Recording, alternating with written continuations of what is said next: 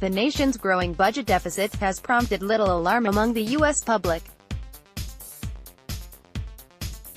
In fact, the share of Americans who say reducing the budget deficit should be a top policy priority is much lower than it was during most of Barack Obama's presidency. In a Pew Research Center survey conducted in January, about half of Americans, 48%, said reducing the budget deficit should be a top policy priority this year for the president and Congress.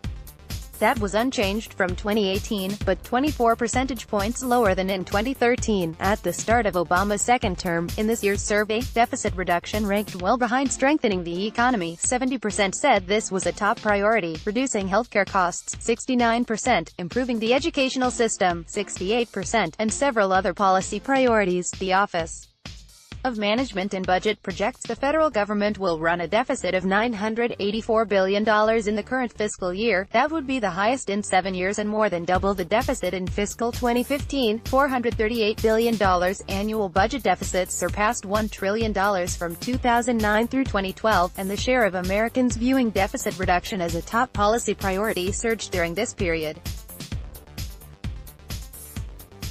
As annual deficits declined, so did concern about the deficit.